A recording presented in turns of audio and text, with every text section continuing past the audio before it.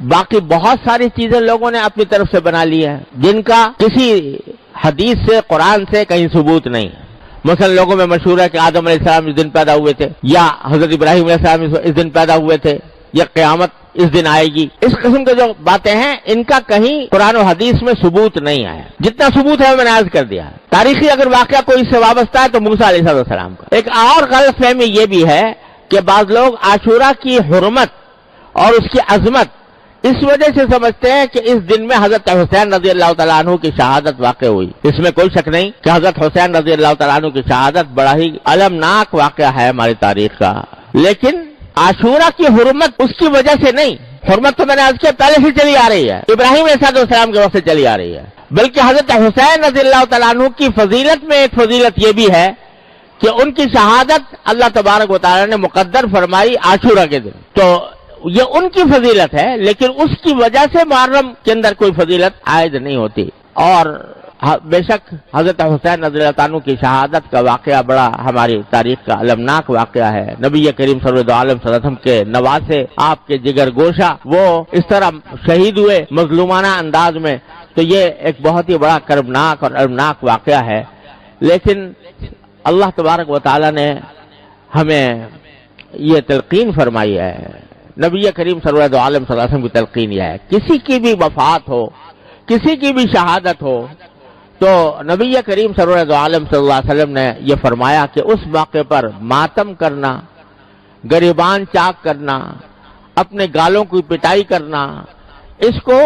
سرکار دو عالم صلی اللہ علیہ وسلم نے ارشاد فرمایا کہ جو ایسا کرے وہ ہم میں سے نہیں ہے۔ اور خود حضرت حسین رضی اللہ تعالیٰ عنہ، کامل ابن اسیر جو تاریخ کی مشہور کتاب ہے،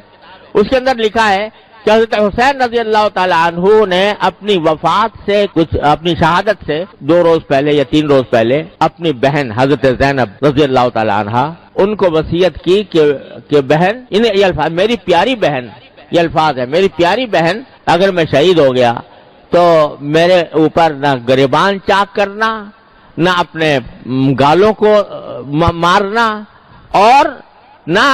اپنے کپڑے پھاڑنا۔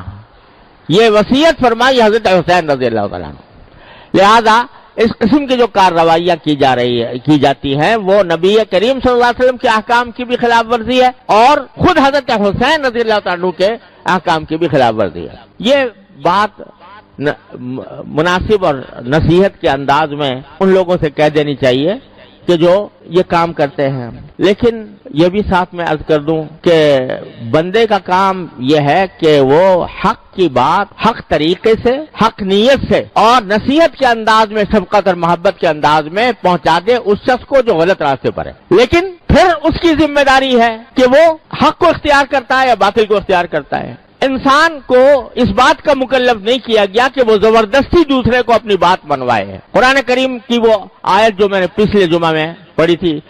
نبی کریم سرور عالم صلی اللہ علیہ وسلم سے اللہ تبارک و تعالی نے خطاب کر کے فرمایا لست علیہم بمسیطر فذکر انما انت مذکر، نصیحت ضرور کرتے رہیے، آپ نصیحت کرنے والے ہیں، لست علیہم بمسیطر، لیکن آپ ان کے اوپر داروغہ بنا کر نہیں بھیجے گئے کہ زبردستی ان کو ہدایت کے راستے پر لائیں۔ جب کافروں کے بارے میں نبی کریم صلی اللہ علیہ وسلم کو یہ ہدایت دی گئی ہے تو اگر کوئی غلط راستے پر ہے مسلمان، اسلام کا دعویٰ کرنے والے،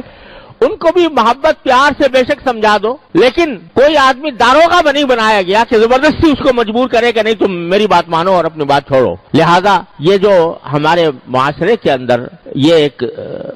بعض لوگوں کا یہ ذہن بن گیا ہے کہ وہ دوسروں کو اپنے عقیدے کی طرف زبردستی کھینچے، اور اگر کوئی نہیں آتا تو اللہ بچائے لڑائی کے اوپر بھی آمادہ ہو جائیں، مارنے پیٹنے پر بھی آمادہ ہو جائیں، اور اسی کی وجہ سے افسوس ہے کہ ہمارے معاشرے کے اندر یہ قتل و غارت گری کا بھی بازار، خاص طور سے محرم کا جب مہینہ آتا ہے تو اس کے اندر لوگ سہمے ہوئے ہوتے ہیں کہ پتہ نہیں کیا ہو جائے گا، اور ایک دوسرے کے اوپر لڑنے مرنے کے لیے تیار ہو جاتے ہیں اور دوسروں کے خون بہانے کے لیے تیار ہو جاتے ہیں۔ ارے یہ تو وہ مہینہ ہے کہ جس کے بارے میں نے شروع میں بتایا کہ کافر لوگ بھی، لڑائی اگر ہو رہی ہوتی تھی محرم کا مہینہ کے اندر، لڑائی ان کے نزدیک بھی حرام تھی۔ کافر لوگ وہ لڑائی کو اور کشت و خون کو، خون ریزی کو ناجائز سمجھتے تھے۔ اب اگر مسلمان اس محرم کے اندر ایک دوسرے کے گلے کاٹے، ایک دوسرے کے اوپر حملہ آور ہو، یہ بڑا زبردست عیب ہے جو اس قوم کے اوپر لگ رہا ہے۔